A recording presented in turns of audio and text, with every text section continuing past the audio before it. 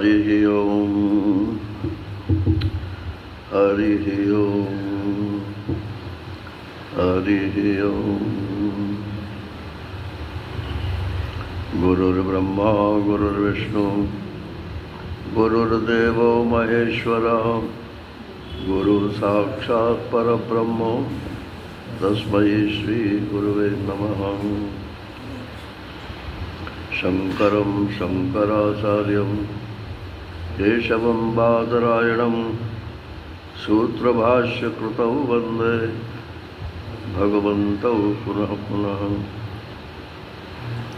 ईश्वरो गुरुरात्मेति मूर्तिभेदविभागिने व्योमवद्व्याप्तदेहाय दक्षिणामूर्तये नमः। कृष्णाय वासुदेवाय हरये परमात्मने प्रणतक्लेशनाशाय गोविन्दाय नमो नमः। गोविन्दाय नमो नमः। हरिः ओम। नारायण नारायण नारायण नारायण।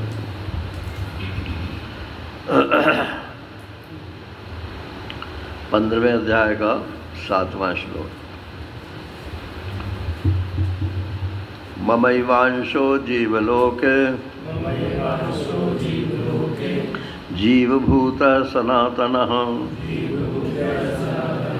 मनःषष्ठानीन्द्रियाणि प्रकृतिस्थानि कर्षति शरीरं यदवाप्नोति यच्चाप्युत्क्रामतीश्वरः गृहीत्वैतानि संयाति वायुर्गन्धानि वाशयात् श्रोत्रं चक्षुस्पर्शनं च रसनं घ्राणमेव च अधिष्ठाय मनश्चायं विषयानुपसेवते उत्क्रामन्तं स्थितं वापि भुञ्जानं वा गुणान्वितं विमूढानानुपश्यन्ति पश्यन्ति ज्ञानचक्षुषा यतन्तो योगिनश्चैनं पश्यन्त्यात्मन्यवस्थितं यतन्तोऽप्यकृतात्मानो नैनं पश्यन्त्यचेतसा। हरिः ओम।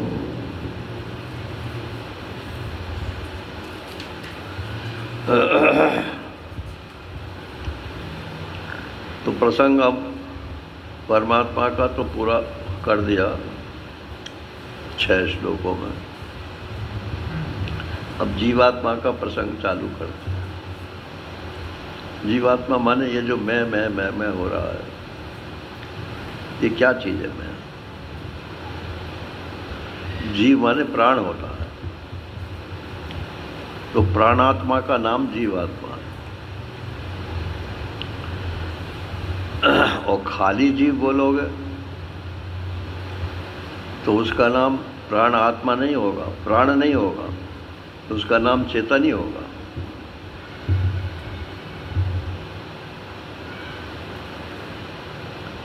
तो ये क्या चीज़ है? यही बंधन में है जीवात्मा, और इसी का मोक्ष होना है। सद्गति इसी की होनी है। बंधन से मुक्ति भी इसी की होनी है। ये देह के साथ चिपट गया है।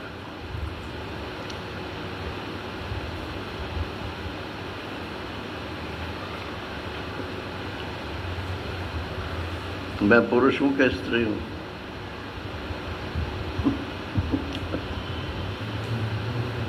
अगर स्त्री को पुरुष बोलोगे तो वो लड़ेगी, और पुरुष को स्त्री बोलोगे तो वो लड़ेगा। लेकिन स्त्री पुरुष तो शरीर है ना, जीवात्मा स्त्री और पुरुष नहीं होता। शरीर भेद से आत्मा में ये नाम पड़ जाता। और जितने व्यवहार हैं वो शरीर से ही होते हैं, इसलिए वो हमारे पीछे पड़ गए सब। क्योंकि व्यवहार सच्चा है नंबर 1, मैं व्यवहारी हूँ नंबर 2, और व्यवहार किए बिना मैं रह नहीं सकता। कोई पता नहीं व्यवहार माने होता क्या है। कुछ भी करने का नाम व्यवहार लोगों ने रख लिया है। गर्दन हिल रही है, अभी तो हम व्यवहार कर रहे हैं, सब व्यवहार ही हैं हम। कब तक व्यवहार करोगे भाई?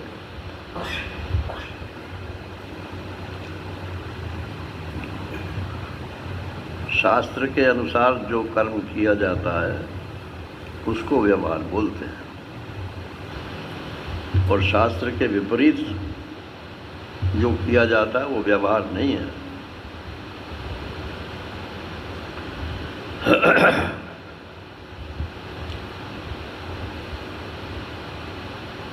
तो ये जीवात्मा शरीर के साथ चिपक गया, यही मूल समस्या है। अब इस पर सत्संग सुनते हैं, पढ़ते हैं, मैं शरीर नहीं हूं, मैं तो आत्मा हूं। हो गए आत्मा।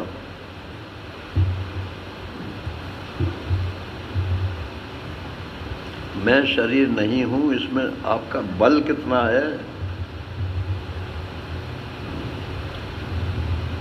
इसमें बल नहीं है, इसी को प्रतिबंध बोलते हैं। जिस दिन इसमें बल आ जाएगा उस दिन आप फ्री हो गए। जहां हो वहीं फ्री हो, कहीं जंगल में जाने की जरूरत नहीं है।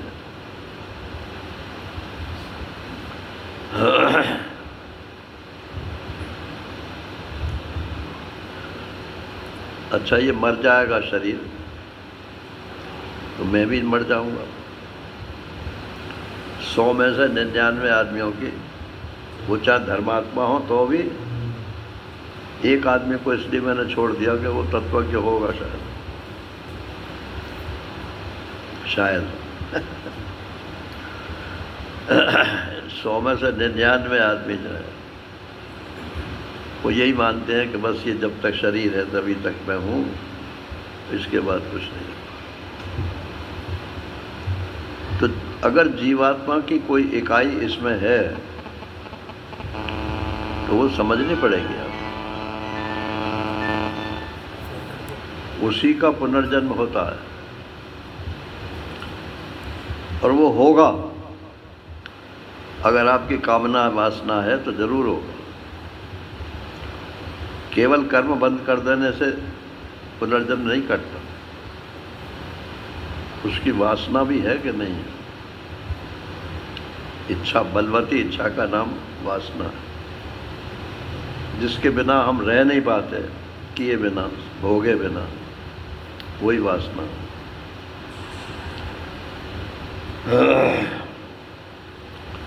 तो इसी बात को समझा रहे हैं कि जीव का क्या स्वरूप है और वो मरने के बाद कैसे दूसरे शरीर में जाता है।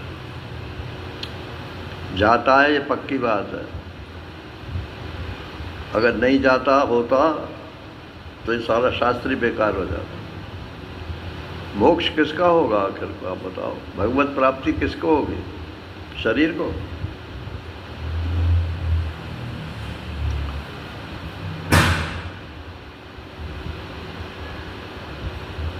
ये 7वें श्लोक से प्रारंभ होता है। मम एव अंशः, ये जो जीवात्मा है,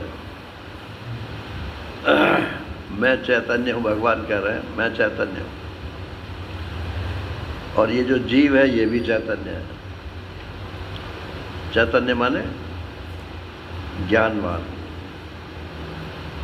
जिसमें ज्ञान हो उसको चैतन्य बोलते।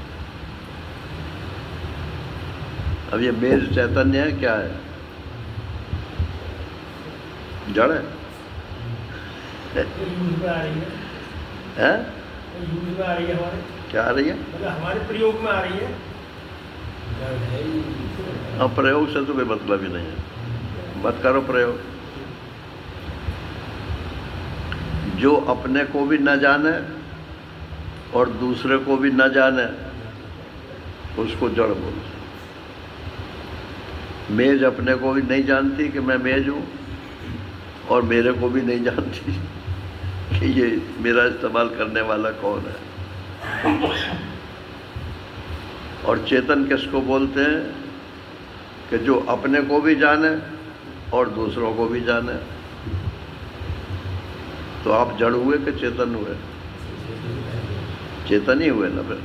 मैं तो जानता हूँ अपने को, क्या जानता हूँ अलग बात है, लेकिन जानता तो हूँ। और ये फला है, ये फला है, फला है, ये भी सब जानता हूँ। तो चेतन तो मैं ही हूँ। अच्छा, परमात्मा चेतन है कि जड़ है? बोलो। हाँ?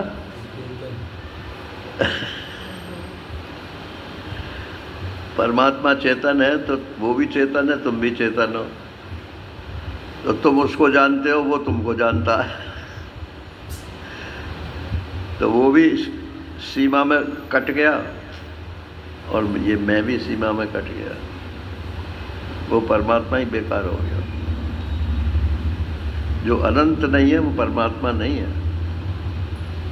और अगर अनंत है तो उसमें ये जीवात्मा बिनगे के बराबर रहता है। पृथ्वी एक तत्व है, धरती में एक कण है और एक महल है। दोनों धरती के अंश हैं। अब धरती की दृष्टि से बताओ तो धरती तो अनंत है, लेकिन ये दोनों चीज़ें जो हैं ये परिच्छिन्न है, सीमित है। जो सीमित है वो परमात्मा नहीं हो सकता, वो आत्मा भी नहीं हो सकता।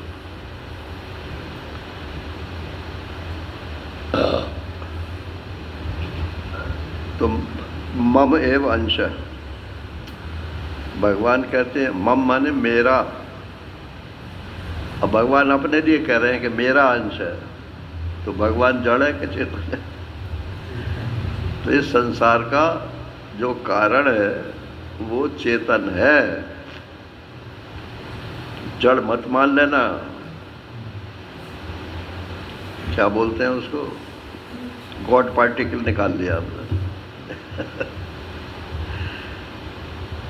कौन सा निकाला गॉड पार्टिकल? अरे वो उसमें गुफा के अंदर जो है एक पार्टिकल ही तो है ना। तो अनंत कैसे है वो? और साइंटिस्ट ने उसको जाना कि उन्होंने साइंटिस्ट को जाना? साइंटिस्ट ने जाना ना। तो वो चेतन नहीं है। तो गांव में ऐसे बोलते हैं, भैया 2.5 के 2 कर दे, नाम दरोगा रख दे। तनख्वाह हमारी 2.5 की बजाय 2 कर दो, लेकिन दरोगा जी बोलो सिपहिया मत बोलो। 2.5 के 2 कर दो।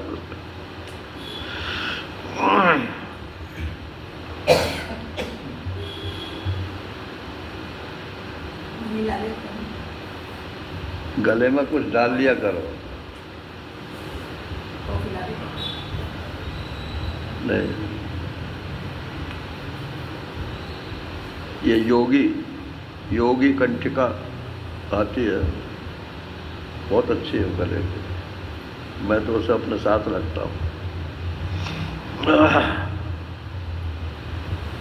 अब ये जो मैंने अभी अभी खाई है ना, ये तो हनी टच है डाबर की। तो तेरा गला साफ हो जाता है, इससे खांसी खत्म नहीं होती है। तो मम एव अंश, तो तो जो लोग संसार का कारण जड़ को मानते हैं उसका खंडन हो गया। भगवान कहते हैं मैं चेतन हूँ, मेरे ही अंश है सारा संसार। मम एव अंश, अब अंश है तो परमात्मा अनंत है, तो अनंत का अंश कैसे होगा? जिसकी कोई सीमा ही नहीं है, तो सीमा नहीं है तो उसमें टुकड़े कैसे करोगे? अंश माने तो टुकड़ा ही होता है ना।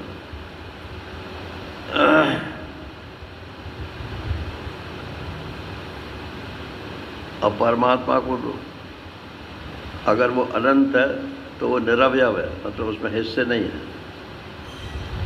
जिसमें हिस्से है ही नहीं तो उसमें जीव के और जड़ के और इसके हिस्से कैसे बन जाएंगे? और अगर ये मानते हो जैसे वैष्णव लोग मानते हैं कि नहीं नहीं नहीं भगवान में सब कुछ है, उसमें हिस्से भी हैं तो सावयव मान लो, मानते हो उनको। ये रामानुज संप्रदाय में सावयव भी मानते हैं।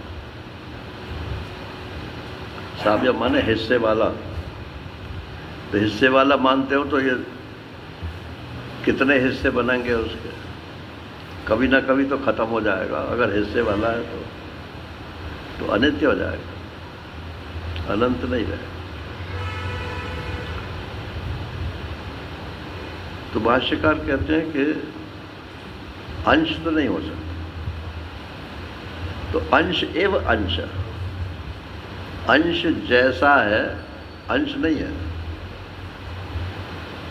अब तो आए नहीं हैं आपके AP सिंह, उस दिन पूछ रहे थे ना कि ये आकाश का हिस्सा है। आकाश, आकाश माने महाकाश, तो महाकाश के हिस्से हो सकते हैं क्या? अनंत है, कहाँ से कहाँ तक चाहे जितनी उड़ान भर लो आप, आकाश की कोई सीमा नहीं। ये तो जड़ आकाश की बात है, और जो चैतन्य आकाश है उसकी तो कहना ही क्या है।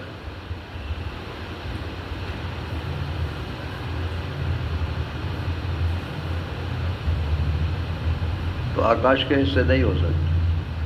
लेकिन जैसे ही ये कमरा बना तैसे ही इसका एक हिस्सा मालूम पड़ने लगा। तो ये जो आकाश कमरे के भीतर है, ये उस बाहर वाले आकाश का हिस्सा है? हिस्सा नहीं है, हिस्सा जैसा है। तो ये जो जीवात्मा है, 1 2 3 4 जितने लोग बैठे हैं, और अनंत जीव है नारायण। तो परमात्मा में अगर ये मानोगे कि ये एक टुकड़ा अनंत टुकड़े हो गए तो परमात्मा ही खंडित हो जाएगा। तो अंश एव अंश, अंश जैसा मालूम पड़ता है। बाउंड्री खिंच गई इसलिए उसके टुकड़े मालूम पड़ने लगे। भगवान ना करे 1000 बरस तक ये मकान बना रहे, लेकिन 1000 बरस के बाद मान लो ये टूटता है मकान, तो इस आकाश के इस हिस्से का क्या होगा? कहाँ जाएगा? बोले महाकाश में मिल जाएगा। अरे मिलने का मिला हुआ तो है ही, पहले से ही मिला हुआ है। सिर्फ जो भ्रांति थी अलग अलग बने की, भ्रम था, वो भ्रम निवृत्त हो जाए। तो भ्रम तो बिना इसको तोड़े हुए भी निवृत्त हो सकता है। देखो खिड़की है, दरवाजे हैं, सब में आकाश झाँक रहा है।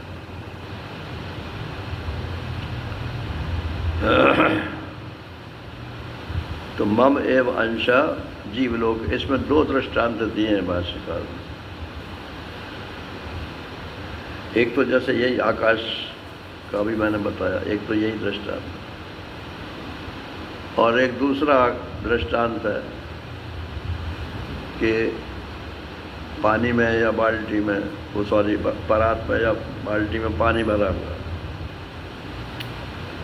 और सूरज ऊपर को आया, तो ऊपर आते ही उसकी परछाई उसमें दिखलाई देने लगी। प्रतिबिंब, बिंब, बिंब तो सूर्य है और उसका प्रतिबिंब जो है वो उसमें पानी में दिख रहा है। तो वो जो प्रतिबिंब है वो उसका हिस्सा है क्या? पानी अगर औंध जाए तो उस प्रतिबिंब का क्या होगा? है? अरे खत्म क्या, जहाँ का था वहीं चला जाएगा और क्या खत्म क्या होगा? वो कोई चीज़ थी ही नहीं। वो जो बिंब था वही आपको प्रतिबिंब के रूप में मालूम पड़ रहा है। उसमें उपाधि पानी है। शीशा में देखते हो आप, शीशा लगा दो, अब खुद को भी देखो और सब दुनिया भर की चीज़ें भी उसमें दिखाई पड़ेंगी। और कुछ कंकड़ मार दो, तोड़ दो उसे, तो ना आप दिखोगे ना और कोई दुनिया दिखेगी। तो उसमें कुछ होए तब तो दिखेगी। वो तो प्रतिबिंब है, वो वस्तु नहीं। वस्तु तो बिंब है। अब ये जो मैं हो रहा है सबके शरीर में, ये प्रतिबिंब है। किसका? परमात्मा का। इसमें शीशा कौन सा है? अंतःकरण बुद्धि रूपी जो शीशा है, उसकी वजह से ये मालूम पड़ रहा है। उसको हमने पृथक इकाई मान लिया कि ये अलग चीज़ है। अलग चीज़ नहीं है, उस एक के ही अनेक रूप दिखाई दे रहा है।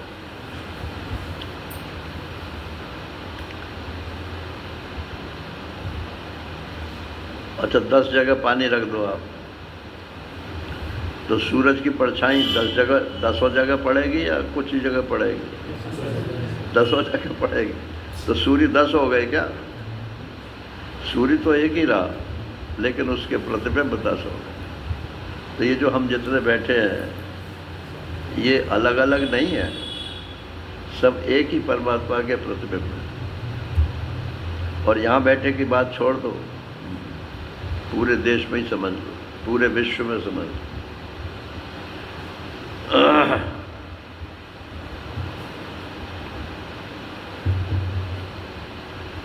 तो ममैवांशो जीवलोके,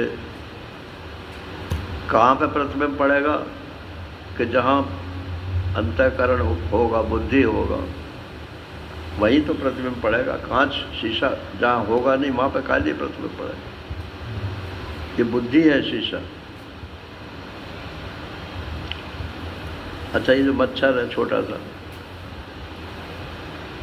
इसमें शीशा है कि नहीं? इसमें भी शीशा है। उस शीशा के हिसाब से उसमें परमात्मा का प्रतिबिंब मालूम पड़ता है। और कोई राक्षस हो लंबा चौड़ा, तो उसका अंतःकरण भी लंबा चौड़ा होगा, बुद्धि होगी, तो उसमें जो है परमात्मा लंबा चौड़ा दिखाई देगा। लेकिन ना वो लंबा चौड़ा होता है, ना वो छोटा होता है। तो जीव भूता सनातन, ये जीव है, इसका नाम। ये परछाई जो है ये तो जीव है। लेकिन जब हम इसको सच्चा मान लेते हैं, कौन मान लेता है? हाँ, बुद्धि मान लेती है। जिसमें पढ़ रहा है वही मान लेते हैं। महेशानंद जी ने एक दृष्टांत दिया है कि रेडियो से आवाज़ आ रही थी और बालक सुन रहा था रेडियो। अब पहले तो रेडियो चलता था, अब मोबाइल और ये सब चल गए। तो बोला इसमें कोई बालक बैठा है तभी बोल रहा है। तो उसको खटखटाया, कोई रेस्पॉन्स नहीं। फिर पीछे गया उसके कि शायद पीछे बैठा हो। कहीं बालक मिला ही नहीं। नारायण। बहुत बाद में उसके समझ में आई कि आवाज़ कहीं हो रही है, सुनाई जा पड़ रहा। तो सारी सृष्टि जो है ऐसे ही चल रही है ना।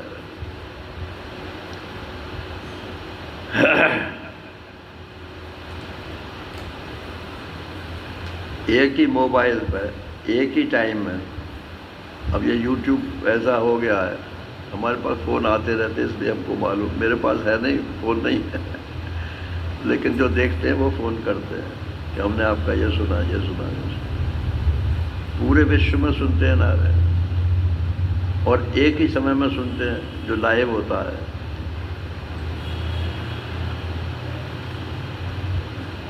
ये क्या है? ये सब साइंस की करामात है ना। लेकिन प्रवचन तो एक ही जगह हो रहा है ना, वही सब जगह जा रहा है।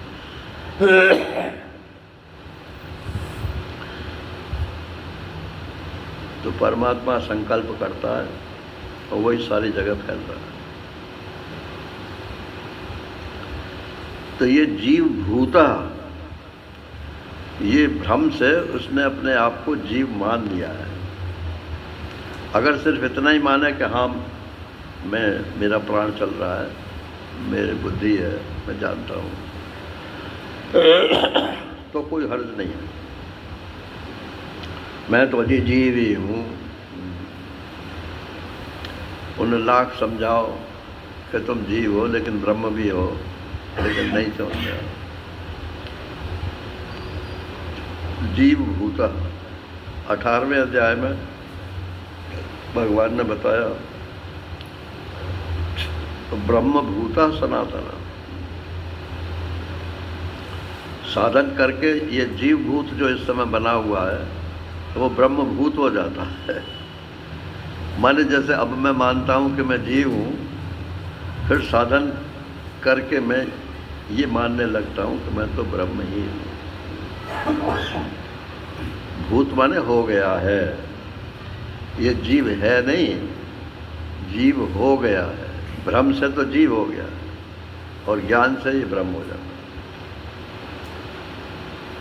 सनातना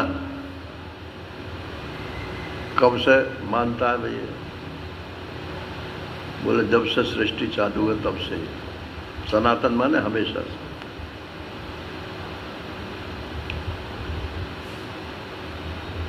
अब जरा यहाँ थोड़ा सा विचार करना पड़ेगा। सबसे पहले सृष्टि कब हुई? कोई बता सकता है? क्यों नहीं बता सकता? हाँ? क्योंकि काल से परे है। अरे वो तो आपने दूसरा शब्द बोल दिया। अगर उसकी आदि मानोगे तो हमारा वेदांत का काम बन गया। आदि माने तो कारण हुआ, जिसका कारण है वो नाश भी होगा, और जो अकारण है उसका नाश नहीं होता। प्रतीति का नाश नहीं होता है, वस्तु का नाश होता है। अब हम लोगों के जो बुजुर्ग थे वो चले गए, सपने में देख लेते हो ना, नहीं है तो कहाँ से आ गए सपने में? तो नष्ट थोड़े हो गए, वो हमारी स्मृति में मतलब बने हुए। ऐसे ये सारी सृष्टि जो है इसकी कोई आदि नहीं है, अनादि है।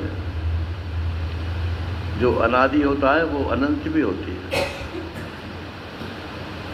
तो परमात्मा भी अनादि अनंत है और सृष्टि भी अनादि अनंत है। ऐसे कैसे हो जाएगा? दो चीज़ें अनादि अनंत हो तो परमात्मा ही सृष्टि के रूप में मालूम पड़ता है, इसलिए दोनों अनादि अनंत। सपने में आप जो कुछ भी देखते हो आप खुद ही होते हो या कुछ और होता है? हाँ? जो सपने सिर काटे कोई और जागे बिन न दूर दुख होई। सपने में देखा कि मैंने अपना सिर काट लिया। अब उस जागृत में तो कहीं कटा हुआ सिर देखा उसने और वो आरोपित हो गया अपने ऊपर। सपने में देख लिया कि मैंने अपना सिर काट लिया। तो सपने में अगर सिर काट लिया अपना तो रोएगा? सपने में कौन रोएगा? वो सपना वाला रोएगा, जो पूरे सपने को देख रहा है वो नहीं रोएगा। सपने वाला रोएगा। हाँ, सपना वाला रोएगा। तो ये आप जागृत के एक हिस्से हो या पूरे जागृत के साक्षी दृष्टा हो? एक हिस्सा है। है? एक हिस्से है तो रोना पड़ेगा। जो सपने सिर काटे कोई, जागे बिन न दूर दुख होई, रोते रहो। और जब आप ये मानोगे कि मैं तो संपूर्ण सृष्टि का एक साक्षी हूं, तो कहीं रोने का प्रश्न ही नहीं है। अब ये सूर्य भगवान है। हिंदुस्तान के सूरज अलग है और अमेरिका के दूसरे हैं क्या? एक ही है ना?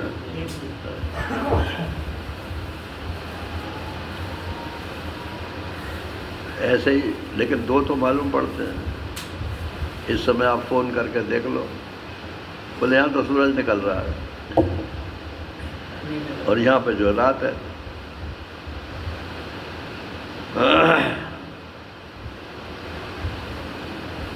तो ये भेद क्यों है? तो भेद तो लैटिट्यूड लॉन्गिट्यूड की वजह से है, धरती के घूमने की वजह से है। सूरज की वजह से भेद नहीं है। सूर्य तो अपनी महिमा में चौका चौक खड़ा हुआ है। तुम उसे रात के अंधेरे मान लो, चाहे दिन का उजाला मान लो।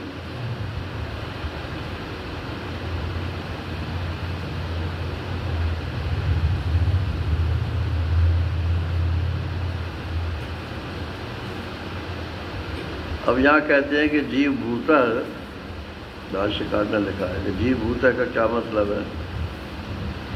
कि भोक्ता कर्ता इति प्रसिद्धा।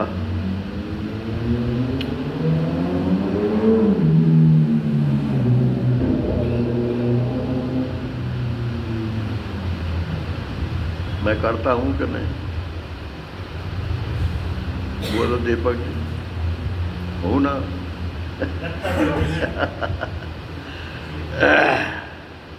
मैं करता हूं और मैं भोगों का भोगता भी हूं। तो नरक सरक कौन जाएगा फिर? मैं ही जाऊंगा। जो कर रहा है, भोग रहा है, वही जाएगा ना।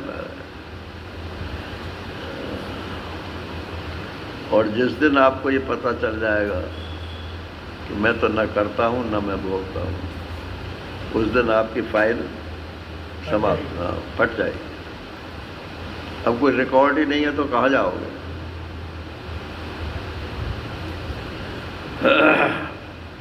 पहले लोग कोर्ट के जो क्या बोलते हैं उसे, जहाँ पर रिकॉर्ड रूम जो होता है, उसमें आग लगा देते थे। अपने मुकदमे को जीतने के लिए पूरे उसमें कोर्ट रूम में ही आग लगा देते। जब कोई सबूत ही नहीं मिलेगा तो हमें सजा ही नहीं मिलेगी। लेकिन आजकल ये कंप्यूटर ऐसा आ गया है कि तुम जला दो फाइल, सब कुछ कंप्यूटर में पहले से ही मौजूद है। अब धोखा नहीं देते। तो ये आत्मा करता नहीं है, भोगता नहीं है, लेकिन ये मानने लगा है, इसलिए भूत हो गया। जीव भूत हो गया, जीव नहीं है, जीव जैसा हो गया। ठीक है, अब ये मरेगा, बोले मरेगा ही है। अमर तो कोई है ही नहीं। क्यों मरेगा भाई?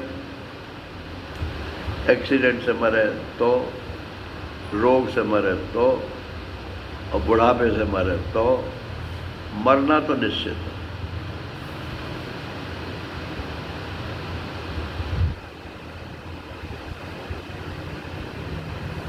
कौन मरेगा? जीव मरेगा, आत्मा मरेगा। अरे जीव मरेगा तो फिर पुनर्जन्म किसका होगा? जीव नहीं मरेगा, शरीर ही मरता है।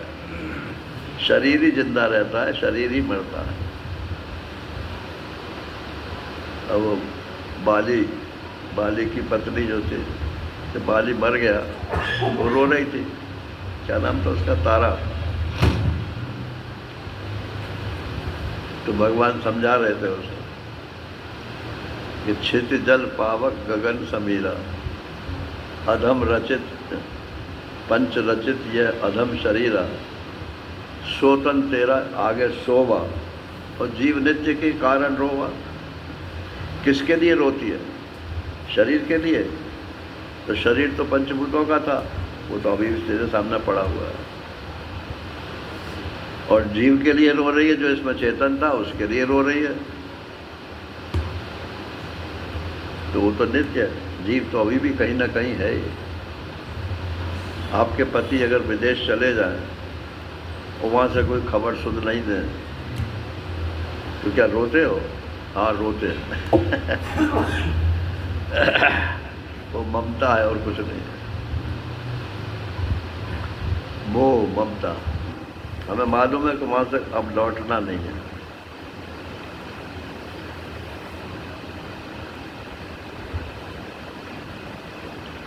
तो ये जीव शरीर के मरने से जीव नहीं मरता है, तो इस शरीर के साथ उसका संबंध मर जाता है कि जिंदा रहता है?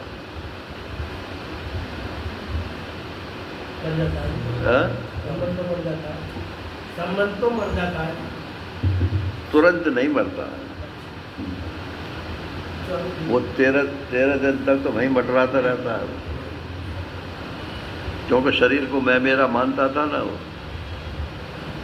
अरे मेरा शरीर पड़ा हुआ है और ये तो मजे से उड़द की दाल से रोटी खा रहा है। हल्दी तो नहीं डालते और तो कुछ, बस खाते तो सब वही है।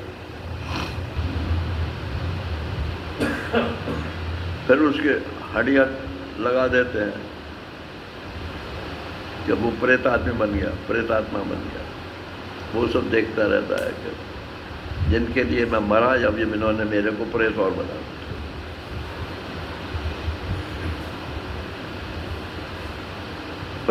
प्रेत माने होता है कि जो आगे चले। प्रेत माने आगे चल के। तो 13 दिन के बाद उसकी संज्ञा होती है प्रेत। वो तो 13 दिन तक तो वहीं मटराता रहता। जब देखता है कि तो 13 ही भी हो गई भैया, पहले साथ गया शमशान गृह में, फिर वहाँ देखा कि लोग वजह से बात कर रहे हैं कि आज सोने का क्या भाव है, कि आज गवर्नमेंट ने क्या किया, कि उसने क्या किया। तो चिता जल रही है। हाँ जी, कितना रह गया? अब ये महिलाएं तो जाती नहीं ना, इनको तो पता नहीं है वहाँ, लेकिन वहाँ यही होता है सब। जो घर के 2-4 आदमी होते हैं वो तो बेचारे उसके चिता के आसपास रहते हैं। अब तो जो पंडित तो कोई करता ही नहीं है। महाब्राह्मण जो वहाँ का होता है उसको पहले ही दक्षिणा मिल जाती है, वो भी कुछ नहीं करता।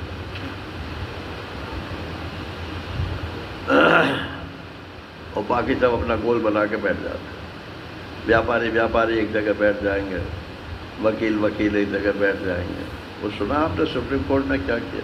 अरे तुम मातम कुर्सी के लिए आए हो या ये तो बाहर भी बात कर सकते हो ना। टीचर अपनी बात करते रहते हैं।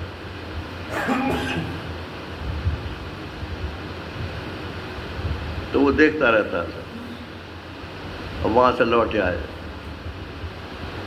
फिर वो क्या नीम की पत्ती खा देते हैं, जो वापस उनके साथ लौटते हैं, उनको नीम की पत्ती खिलाते हैं। तो नीम की पत्ती क्यों खिलाते हैं? बोले डिसइंफेक्टेंट है। वो डिसइंफेक्टेंट नहीं है, नीम कड़वा होता है। देख लो, तुम्हारा भी अंत में यही हाल होगा।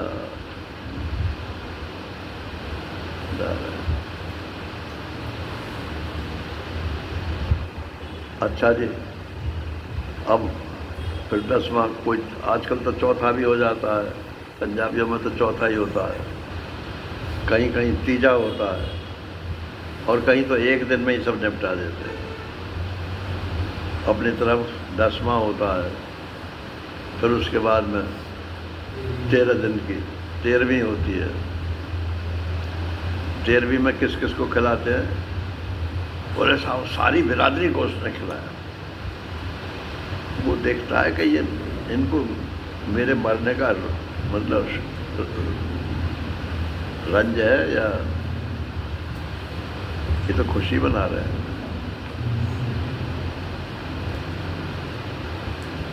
चलो भैया अब यहाँ से, अब हमारी दाल। तब उसकी संज्ञा प्रेत होती। फिर वो यमराज के फंदे में जाता है। फिर माँ उसका जैसा आगे हो, तब तक तो वो शरीर के साथ ही चिपटा रहता है, हड्डियों के साथ चिपट जाता है। इसीलिए वो फिर कहते हैं हड्डियों को गंगा जी में बहा दो, घर मत लाना, नहीं तो प्रेतात्मा वहीं आ जाएगा।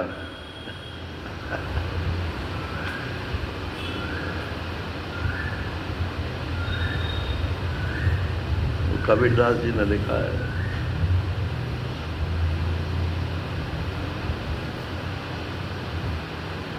कि जो पत्नी जीवन काल में पति के साथ चिपट कर रहती थी,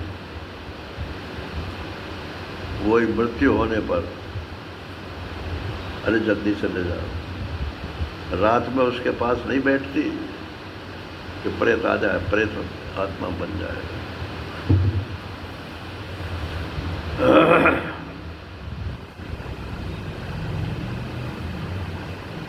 नारायण। तो तब तक तो वो शरीर के साथ रहता है और शरीर को देखता रहता है, उसकी अपनी हड्डियों को देखता रहता है।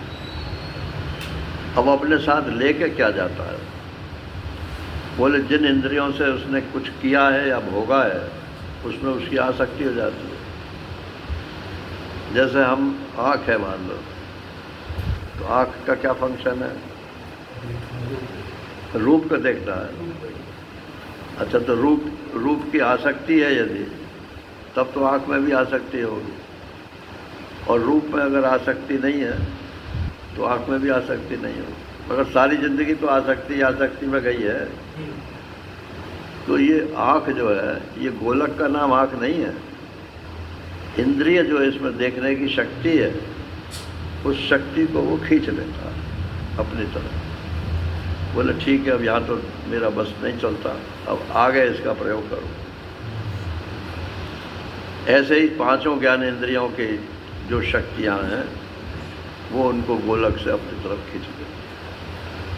अब उसका जो सूक्ष्म शरीर है, वो पांचों ज्ञानेंद्रियों के सहित, और प्राण तो पहले से ही सब में रहता है, तो स्थूल शरीर से प्राण छूट जाता है और वो भी खिंच के फिर भीतर आ जाता है।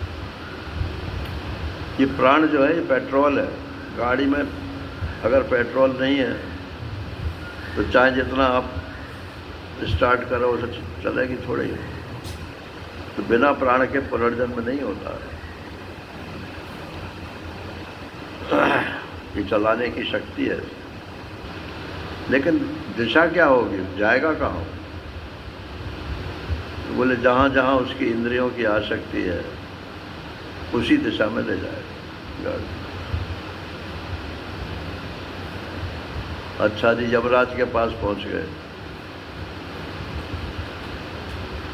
यमराज कहते हैं चित्रगुप्त से कि देखो भाई, इनका वो खाता देखो। ये चित्रगुप्त क्या चीज़ है?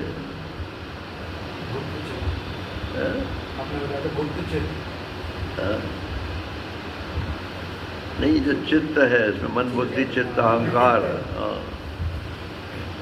इस जो कुछ भी आप करते हो, भोगते हो, जानते हो, सबका उसके ऊपर प्रभाव पड़ जाता है, मतलब इम्प्रेशन पड़ जाता है।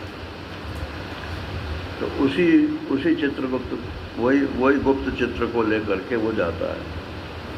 तो यमराज कहते हैं इसका कच्चा चिट्ठा इसमें है, कंप्यूटर की समझ लो इसे। ये सॉफ्टवेयर है, वही जाके वहाँ खोलते हैं उसे। बोले नहीं, मैंने कुछ नहीं किया। बोले झूठ मत बोलो, आपके सिग्नेचर है। मैंने किया, यह आपकी स्वीकारोक्ति भी इस पर लिखी हुई। मैंने भोगा, ये भोगना नहीं चाहिए था फिर भी भोगा, ये भी स्वीकार होती है। जब वो कच्चा चिट्ठा सब उसका सामने आ जाता है तब यमराज कहते हैं कि बोलो, अब तुम्हें मतलब अच्छे कर्मों का फल सुख दें या बुरे कर्मों का फल दुख दें। तो कोई नहीं कहता है कि मेरे को दुख दे। कोई विवेकी होता है तो वो कहता है कि भैया अब चलो, अच्छे का तो सुख होगा ही होगा, दुख को भी निपटा दो। लेकिन 100 में से 99% लोग जो है दुख को नहीं मतलब मानते। लेकिन यमराज है उसका नाम, उसकी प्रायोरिटी जो भी होगी उसी से जाना पड़ेगा। तो 25-26 नरक तो उस पर गिनाए हैं आपके भागवत में।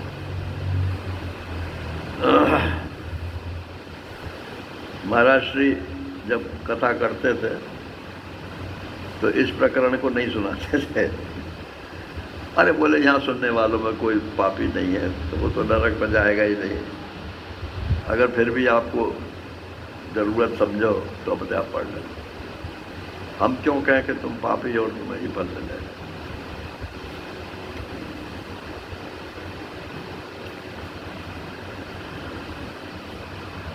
और गरुड़ पुराण मत पढ़ लेना, सुना है गरुड़ पुराण कभी? वो तो हमारे एक मित्र कहते हैं कि ये तो हॉरर शो है। पहले टीवी पे सीरियल चला था ना हॉरर शो, ये तो हॉरर शो है। वहाँ नरकों का ऐसा वर्णन है कि रोंगटे खड़े हो जाते हैं। उसका मतलब तो सिर्फ इतना ही है कि आप वो कर्म मत करो जिससे नरक में जाना पड़े। लेकिन इतना विभत्स वर्णन है उसमें। अब वो पंडित लोग मरने के बाद सुनाते हैं। किन को सुनाते हैं? जो जिंदा है, जिज्मानों को। और वो 1 दिन 2 दिन तो सुनते फिर नहीं सुनते। हॉरर शो में कौन जाएगा?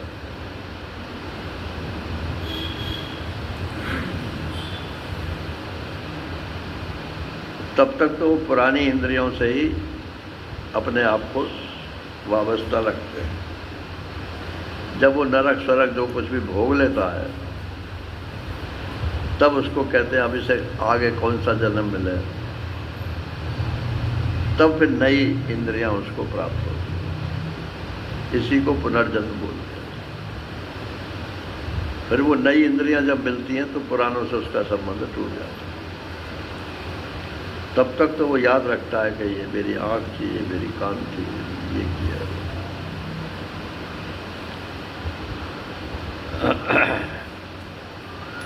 ये ऑटोमेटिक चलता है मालूम। इसमें आप तर्क वितर्क करोगे तो कुछ हासिल नहीं होगा।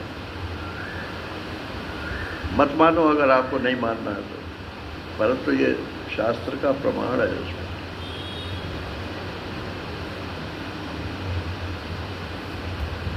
तो मनः षष्ठानि इंद्रियाणि प्रकृति स्थानि कर्षति। प्रकृति माने ये जो गोलक है कान में, ये कान का जो गोलक है, इस छेद में कहाँ पे कर्णेंद्रिय है? कहाँ पे है? अरे डॉक्टर से पूछो।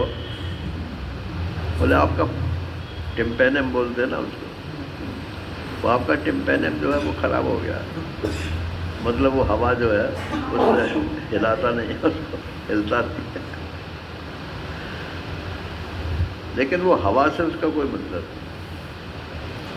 शक्ति जो है वो कार्यानुमेय बोला जाती है। शक्ति की का प्रेजेंस उसके कार्य से मालूम पड़ता है। बिजली आ रही है कि नहीं आ रही? क्या आ तो रही है, सब जल रहा है। लेकिन बिजली को देखते हो क्या? बिजली का कार्य देख करके उसका अनुमान करते। तो ये सारी इंद्रियां जो हैं, मन है, ये सब शक्ति रूप है। इनका कोई, लेकिन ये बिना गोलक का काम नहीं करते। श्रोत्र इंद्रिय जो है सुनने की शक्ति के लिए कान चाहिए। ये कान खत्म हो जाएगा, दूसरा कान बनेगा।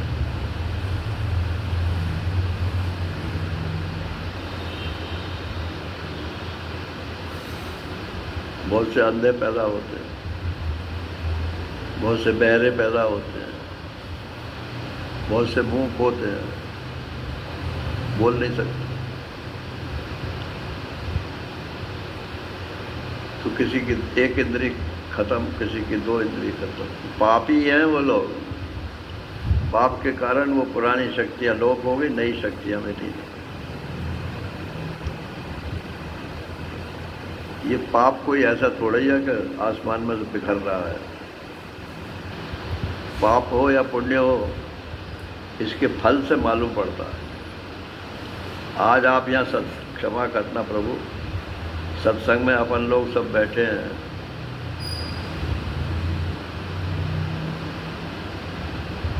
तो आप पुण्यवान हो इसलिए बैठे हो।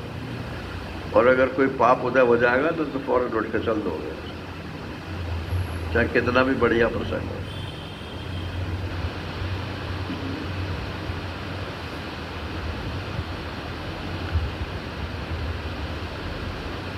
जिम पुराने पाप से हरि चर्चा न सुहा।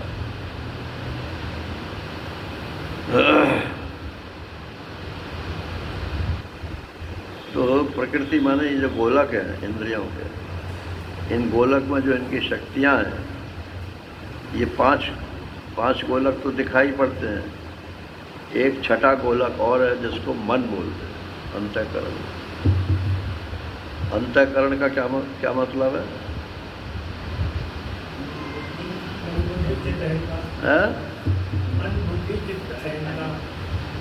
ये तो उसके हिस्से हुए। अंतःकरण शब्द का क्या मतलब?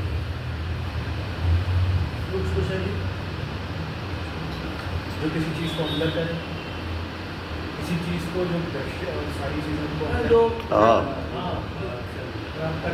अंतः क्रियते, बाहर के ज्ञान को भीतर ले जाने वाला, इसलिए उसको अंतःकरण बोलते। वो भी एक करण है, जैसे ये 5 करण है, ऐसे ही एक छठा करण मन भी है, अंतःकरण है। तो ये पुराने उसमें से वो खींच लेता है जीवात्मा से। और फिर शरीरम यद अवापनोति, जिस शरीर को वो प्राप्त करता है, और यच्च उत्क्रामति, और जिसको छोड़ करके जाता है, गृहीत्वा एतानि संयाति, छोड़े हुए के इंद्रियों को ग्रहण करके संयाति माने चल देता है, यात्रा चालू हो जाती है। कैसे कि वायु गंधा निवासया, हवा चलती है तो बगिया के ऊपर से होकर गई, हवा फूल खिले हुए तो सुगंध लेके आगे चली गई। आगे जाके गंदगी पड़ी हुई थी, फिर उसके ऊपर से गई तो गंदगी लेकर के चली गई, लेकिन आगे जा कर के सुगंध भी छोड़ दी उसने और गंदगी भी छोड़ दी। माने वायु जो है वो पवित्र है, और ये सब आगंतुक है, सुगंध और दुर्गंध जो है। महाराज श्री कहते थे, ईश्वर कृपा से आजकल दुर्गंध तो भीतर आ गई, अटैच्ड बाथरूम है और सुगंध जो है वो दूर चली गई। किचन बाहर है और बाथरूम भीतर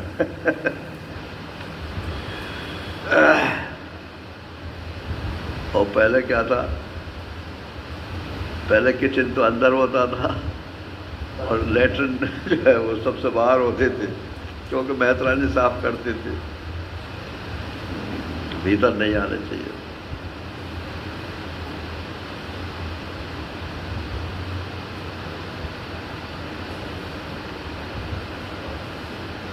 तो वायु गंधा निवासयात्, जैसे वायु गंध को लेकर के चली जाती है, ऐसे ही ये जीवात्मा जो है इन इंद्रियों के गंध को लेकर के आगे बढ़ जाता है। फिर इंद्रियों के नाम दे दिए, श्रोत्र माने कान, चक्षु, नेत्र, स्पर्श, खाल, रसनम ये जीव नहीं। इस जीव में दो इंद्रियां हैं, एक बोलने की शक्ति भी है और एक स्वाद लेने की शक्ति। तो जहाँ रसनम शब्द आवे वह स्वाद माना। स्वाद जो है वो ज्ञानेंद्रिय है और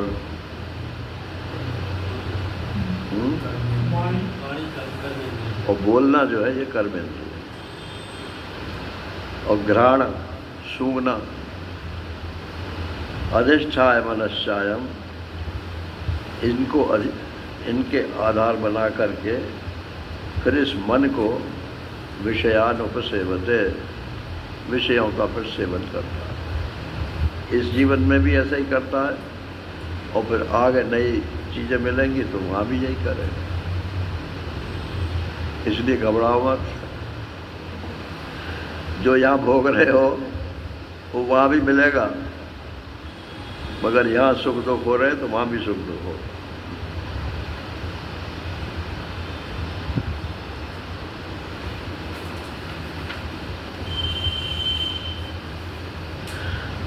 अब कहते हैं कि उत्क्रामंतम, इस शरीर को प्राण जब छोड़ता है, जीवात्मा छोड़ता है, तो उत्क्रमण करते हुए या जब तक प्राण रहता है उसमें स्थित रहते हुए, भोगते हुए भुंजानम व गुणान्वितम, अथवा गुणों से अन्वित होते हुए विमूढ़ा नानुपश्य, जो कूड़ मगज हैं, विमूढ़ा माने भटके हुए लोग जो हैं वो इसको नहीं देख पाते। वो तो कहते हैं बस सब समाप्त है, आगे कुछ नहीं। क्या पश्यन्ति ज्ञान चक्षुषा, जिनके पास ज्ञान चक्षु हैं वो ही इनको देख पाते हैं।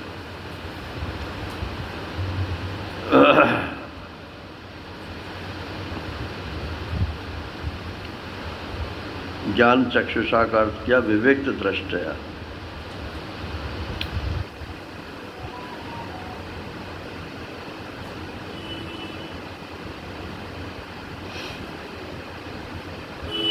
अब ये जो अगला श्लोक है ये उन लोगों के लिए है जो कहते हैं अरे कैसे भी रहो बस समझ लो ऐसी बात, बोले उन्हें कुछ पल्ले नहीं पड़े। आपको मैंने सिद्धांत ये है, टाइम हो रहा है तो इसलिए संक्षेप कर रहा हूँ। सिद्धांत ये है कि ज्ञान से केवल अज्ञान की निवृत्ति होती है, वासना की निवृत्ति नहीं होती है।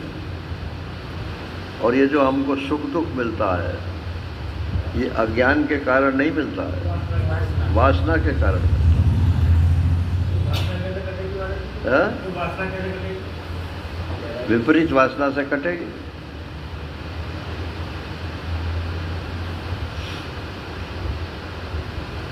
जो गलत वासना हमारे जीवन में है वो हमको मालूम है कौन सी गलत है कौन सी सही है, और अगर मालूम नहीं है तो शास्त्र से मालूम कर लो या किसी महात्मा से मालूम कर लो, उनसे विपरीत वासना करो।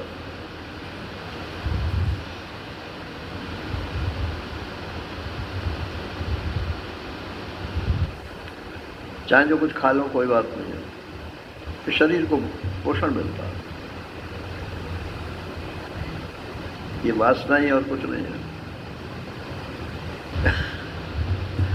फिर जब कोई बताएगा आपको कि नहीं नहीं ये नहीं खाने, चाहे पोषण मिले चाहे न मिले, पोषण कोई लास्ट वर्ड थोड़ा ही है इसमें। पोषण प्राप्त करने के तो और बहुत से तरीके हैं।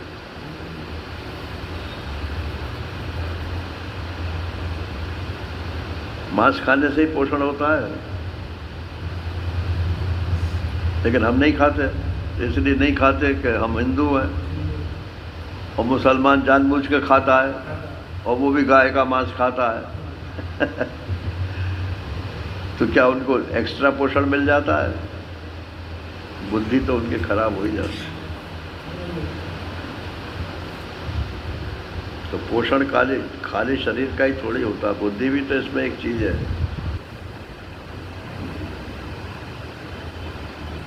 मेरे को मालूम नहीं है, लेकिन जिनको मालूम हो वो बताओ,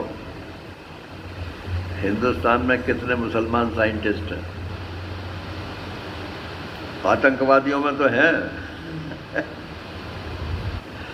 वो सिर्फ आतंक उत्पन्न करने के लिए पढ़ते हैं और उसको ज्ञान प्राप्त करते हैं, मगर वो तो गिने चुने लोग हैं, उद्देश्य भी उनका गलत है।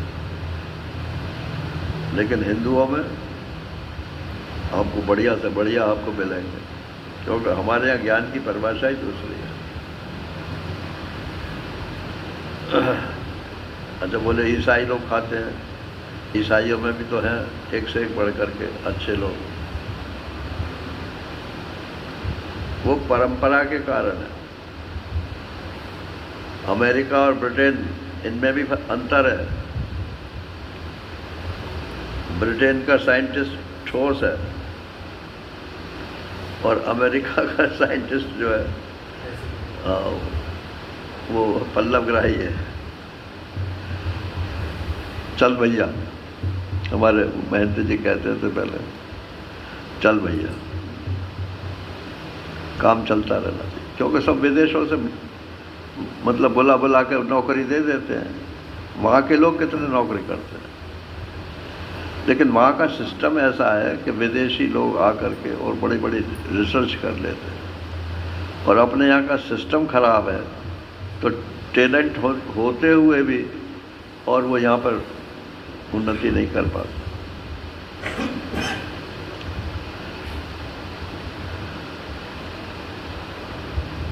तो इसलिए खाली ज्ञान से कुछ नहीं होता है,